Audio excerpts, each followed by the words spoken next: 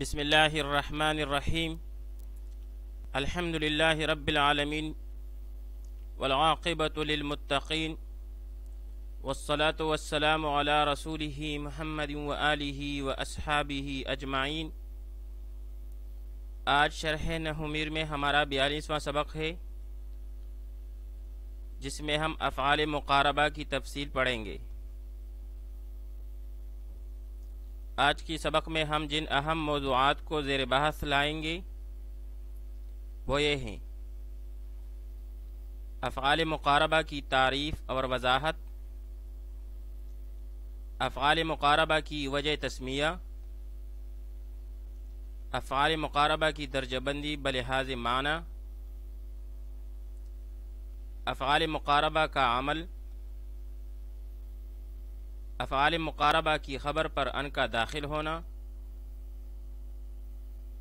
افعال مقاربہ اور افعال ناقصہ میں فرق، افعال مقاربہ بطور افعال تامہ،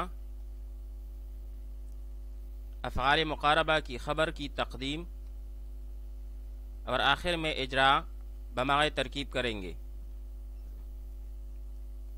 افعال مقاربہ کی تعریف، وضاحت اور وجہ تسمیہ۔ تعریف افعال مقاربہ کی یہ ہے: ہی افعال وضعت للدلالة على دنو الخبر لفاعلها، یعنی یہ وہ افعال ہیں جو خبر کو اپنے فاعل کے نزدیک کرنے کے لیے وضع کیے گئے ہیں۔ افعال مقاربہ وہ افعال ہیں جو خبر کو اپنے فاعل کے نزدیک کرنے کے لیے وضع کیے گئے ہیں۔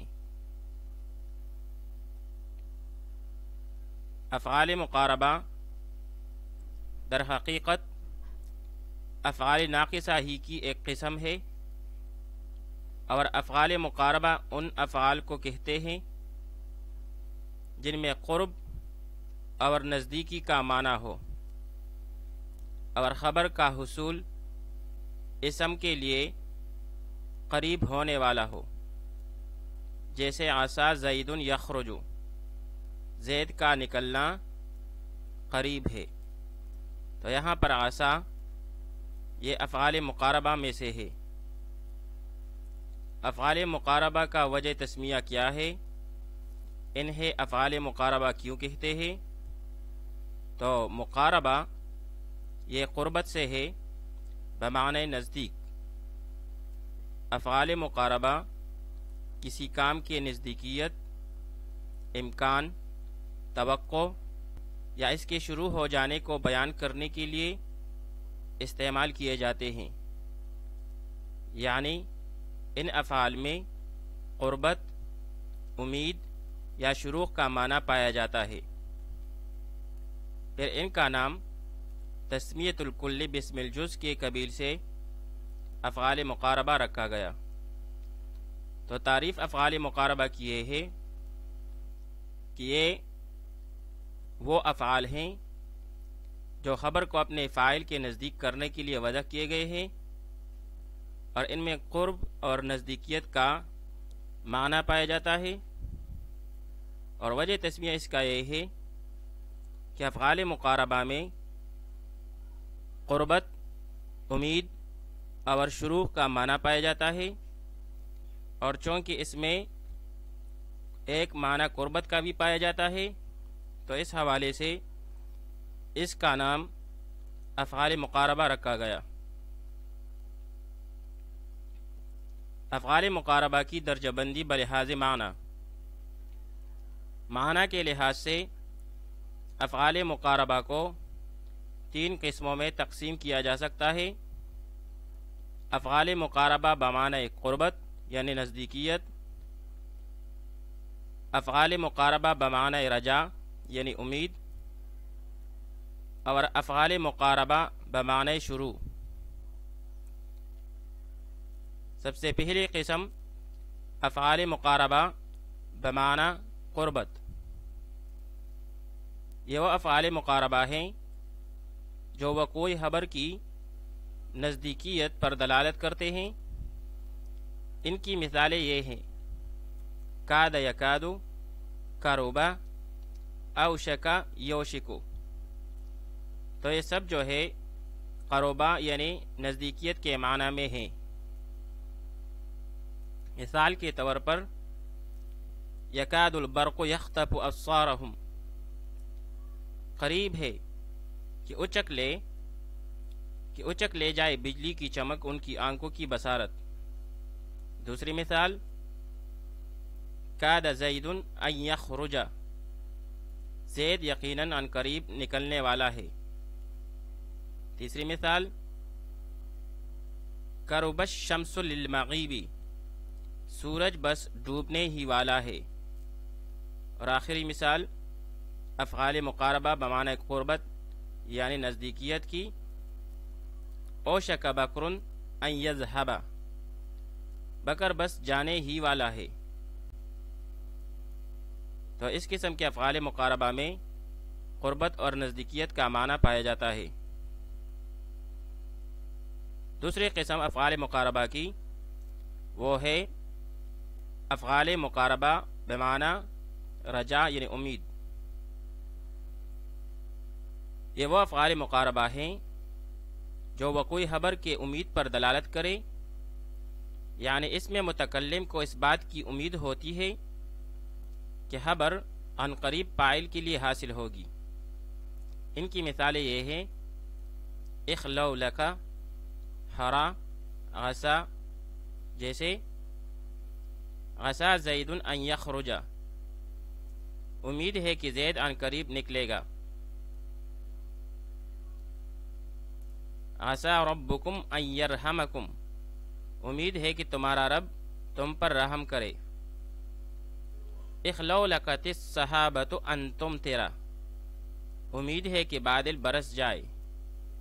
और हरा अन यकून ज़ालिका, मुमकिन है कि ये बात हो। तो अफ़आल मुक़ारबा बमाना रजा, इसमें वक़ूई खबर की उम्मीद होती है। तीसरी किस्म अफ़आल मुक़ारबा बिमाना शुरू, ये वह अफ़आल मुक़ारबा है जो ख़बर के शुरू होने पर दलालत करे। इनकी मिसालें ये हैं शरअ, तफ़क़ा, अख़ज़ा, जअला, अनशअ, क़ाम, बदअ, वहब, अक़बल। जैसे फ़फ़क़ मसहम बिस्सूक़ वल अअनाक़, वो उनकी पंडलियों और गर्दनों पर हाथ फेरने लगा, यानी हाथ फेरना शुरू किया। जा अर्रबीउ फ़अख़ज़तिल अज़हारु तफ़त्तहु, बहार का मौसम आया तो फूल खिलने लगे, यानी फूलों ने खिलना शुरू किया। अंशअतिस समाउ तुमतिरु फजअलन नासु यजरूना इला हुना व इला हुनाका, आसमान बरसने लगा, यानी बरसना शुरू हुआ तो लोग यहाँ वहाँ दौड़ने लगे। इसी तरह वतफ़िक़ा यहसिफ़ान अलैहिमा मिन वर्क़िल जन्नति, और दोनों यानी आदम और हवा अपनी बदनों पर बेहशत के पत्ते चपकाने डांपने लगे। तो ये तीसरी किस्म हुई अफ़आल मुक़ारबा की, जिनमें शुरू का माना पाया जाता है। अफ़आल मुक़ारबा का अमल और इन पर अन का दाखिल होना। अफ़आल मुक़ारबा का अमल, अफ़आल मुक़ारबा का अमल भी अफ़आल नाक़िसा की तरह होता है। ये भी जुमला इस्मिया पर दाखिल होती हैं। ये अपने इसम को रफ़ा और ख़बर को नसब देते हैं, लेकिन इनकी ख़बर हमेशा फ़ेल मुदारे होती है। जैसे ज़ैदुन यख़रुजु, ज़ैद निकलता है। तो जब इस पर अफ़आल मुक़ारबा में से करोबा दाखिल किया तो ये बन गया करोबा ज़ैदुन यख़रुजु, करीब है कि ज़ैद निकले। افعال مقاربہ کی خبر پر ان کا داخل ہونا۔ افعال مقاربہ بمعنی قربت کی خبر ان کے ساتھ اور ان کے بغیر دونوں طرح جائز ہے، یعنی وہ افعال مقاربہ جو قربت کے معنی میں ہے وہاں پر خبر کو ان کے ساتھ اور ان کے بغیر دونوں طرح لا سکتے ہیں، جبکہ افعال مقاربہ بمعنی رجا یعنی امید کے وہ ہمیشہ ان کے ساتھ آتی ہے سوائے عسا کے، کہ یہ عسا دونوں طرح جائز ہے، یعنی عسا کا خبر ان کے ساتھ بھی آ سکتا ہے اور ان کے بغیر بھی آ سکتا ہے، جبکہ تیسری قسم افعال مقاربہ بمعنی شروع میں وہاں وہ خبر جو ہے وہ بغیر ان کے آتی ہے، یعنی افعال مقاربہ بمعنی شروع جو ہے اس کا خبر ان کے بغیر آتی ہے۔ افعال مقاربہ اور ناقصہ میں فرق اور افعال مقاربہ کا تامہ استعمال۔ افعال مقاربہ اور ناقصہ میں فرق۔ افعال مقاربہ اور ناقصہ میں فرق یہ ہے کہ افعال مقاربہ کی خبر فعل مضارع ہوتی ہے، کبھی ان کے ساتھ اور کبھی ان کے بغیر، اور مزید یہ کہ افعال مقاربہ کی خبر نہ مفرد ہوتی ہے، نہ شبہ جملہ، نہ جملے اسمیہ اور نہ جملہ فعلیہ ماضیہ، بلکہ افعال مقاربہ کی خبر صرف جملہ فعلیہ مضارعیہ ہوتی ہے، اور جہاں تک افعال ناقصہ کا تعلق ہے تو ان کی خبر مفرد اور جملہ دونوں آتی ہیں، لیکن فعل مضارع نہیں آتی، جیسے عسا زید یخرج یا عسا زید ان یخرج، امید ہے کہ زید گھر سے نکلے یا ان قریب نکلے گا۔ تو یہاں پر عسا افعال مقاربہ میں سے ہے اور اس کی خبر یخرج یا ان یخرج ہے جو کہ فعل مضارع ہے۔ افعال مقاربہ کا تامہ استعمال۔ افعال مقاربہ میں سے عسا، اوشکا، اخلولکا وغیرہ تامہ بھی استعمال ہوتے ہیں، اور جب پہلے مضارع ان کے ساتھ ان کا فاعل ہو اور خبر کا محتاج نہ ہو، جب فعل مضارع ان کے ساتھ مل کر ان کا فاعل بن رہا ہو اور خبر کا محتاج نہ ہو، یعنی اس وقت ان کا فاعل ان اور فعل سے بنا مصدر مؤول ہوتا ہے۔ مصدر مؤول ہوتا ہے یعنی مصدر کی تعویل میں ہو کر اس کے لیے فاعل بنے گا اور اس کے لیے خبر کی ضرورت نہیں ہوگی، جیسے عسا ان تکرہوا شیئا، یہاں پر عسا افعال مقاربہ میں سے فعل ہے اور ان تکرہوا شیئا یہ مصدر کی تعویل میں ہو کر مرفوع محلاً فاعل ہے عسا فعل کے لیے، تو یہاں پر عسا تامہ استعمال ہوا ہے، عسا فعل اور بعد میں ان تکرہوا شیئا اس کے لیے فاعل، تو یہ جملہ فعلیہ ہو جائے گی۔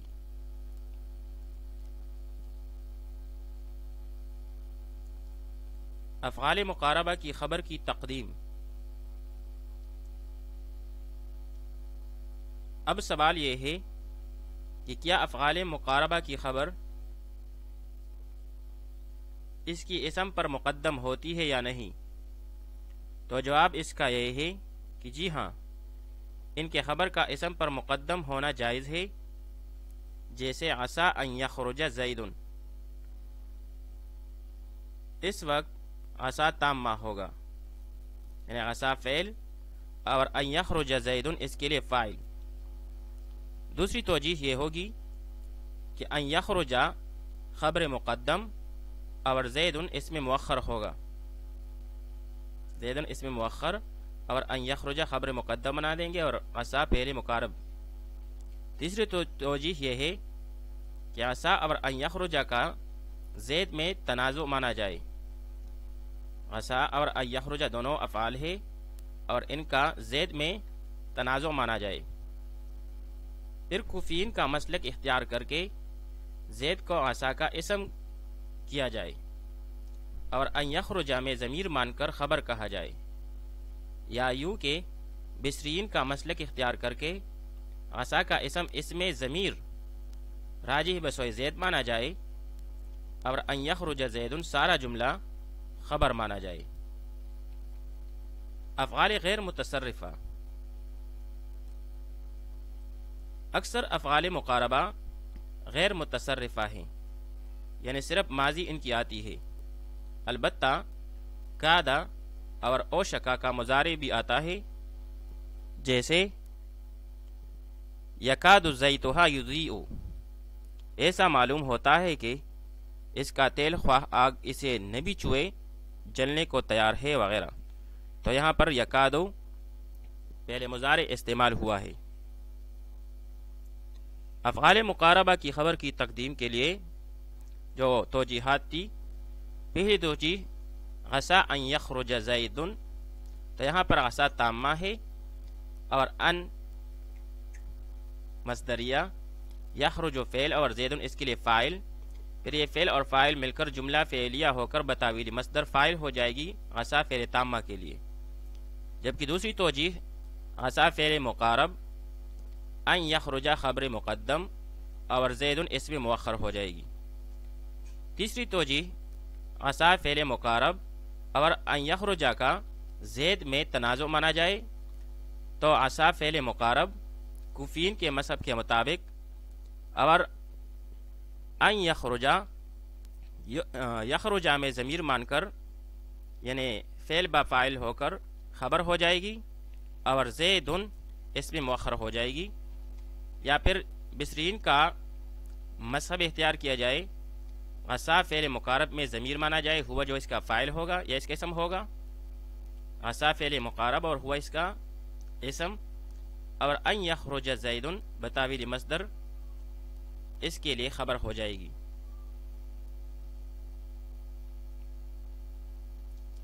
اجرا بمعنی ترکیب، یوشک زید ان یدخل المسجد، قریب ہے کہ زید مسجد میں داخل ہو جائے۔ اب یہاں پر یوشکو یہ فعل مقارب ہے، زیدن مرفوع بضم لفظاً اس کا اسم ہے، ان مصدریہ، یدخلا فعل مضارع اور اس میں ہوا کی ضمیر نکالیں گے جو کہ ضمیر مستتر جائز الاستتار ہے، تو یہ اس پہلے مضارع کے لیے فاعل بن جائے گی۔ المسجدہ یہ مفعول فیہ ہوا، یدخل فعل اپنے ضمیر فاعل اور مفعول فیہ کے ساتھ مل کر جملہ فعلیہ خبریہ ہو کر بتاویل مصدر خبر ہوئی فعل مقارب کے لیے۔ فعل مقارب اپنے اسم اور خبر سے مل کر جملہ فعلیہ خبریہ ہوا۔ عسیٰ ربکم ان یرحمکم، امید ہے کہ تمہارا رب تم پر رحم فرمائے۔ یہاں پر عسیٰ فعل مقارب، ربکم میں رب مضاف اور کم ضمیر مجرور متصل، مجرور محلاً مضاف الیہ، پھر یہ دونوں مضاف اور مضاف الیہ مل کر فعل مقارب کے لیے اسم ہوا۔ ان مصدریہ، یرحمہ فعل مضارع اور اس میں ہوا ضمیر مستتر اس کا فاعل، اور کم ضمیر منصوب متصل مفعول بہ۔ یرحمہ فعل مضارع اپنے فاعل اور مفعول بہ کے ساتھ مل کر جملہ فعلیہ خبریہ ہو کر مصدر کی تاویل میں ہو کر خبر ہوئی عسیٰ کے لیے۔ عسیٰ فعل مقارب اپنے اسم اور خبر کے ساتھ مل کر جملہ فعلیہ انشائیہ ہوا۔ یہاں پر عسیٰ میں ترجی یعنی امید کا معنی پایا جاتا ہے، اس لیے یہاں پر یہ ترکیب میں جملہ فعلیہ انشائیہ ہو جائے گی۔ عسى اللہ ان یاتی بالفتح، امید ہے کہ اللہ فتح لے آویں۔ اب یہاں پر عسا فعل مقارب ہے، لفظ اللہ اس کا اسم، ان مصدریہ، یأتیا فعل مضارع، ہوا ضمیر مستتر اس کا فاعل، بالفتح جار مجرور متعلق ہوا فعل کے ساتھ، یعنی یأتیا فعل کے ساتھ، یأتیا فعل مضارع اپنے فاعل اور متعلق سے مل کر جملہ فعلیہ خبریہ ہو کر بتاویل مصدر خبر، تو فعل مقارب اپنے اسم اور خبر سے مل کر جملہ فعلیہ انشائیہ ہوا۔ یکاد سنا برقہ یذہب بالابصار، اس بادل کی بجلی کی چمک سے گویا اب بینائی جایا ہی چاہتی ہے۔ اب یہاں پر یکادو پہلے مقارب ہے اور مضارع استعمال ہوا ہے۔ سنا برقہ، یہاں پر سنا مضاف ہے، برق مضاف الیہ مضاف ہے، اور ہی ضمیر مضاف الیہ، پھر یہ دونوں مضاف اور مضاف الیہ مل کر ماقبل یعنی سنا کے لیے مضاف الیہ ہوا، پھر یہ دونوں مضاف اور مضاف الیہ مل کر فعل مقارب کے لیے اسم ہوا۔ یذہب فعل مضارع، اس میں ہوا ضمیر مستتر اس کا فاعل، بالابصار جار مجرور مل کر متعلق فعل یعنی یذہب کے ساتھ متعلق ہوا۔ یذہب فعل مضارع اپنے فاعل اور متعلق کے ساتھ مل کر جملہ فعلیہ خبریہ ہو کر بتاویل مصدر خبر ہوئی فعل مقارب کے لیے۔ فعل مقارب اپنے اسم اور خبر سے مل کر جملہ فعلیہ خبریہ ہوا۔ اب ان جملوں کی ترکیب خود کریں۔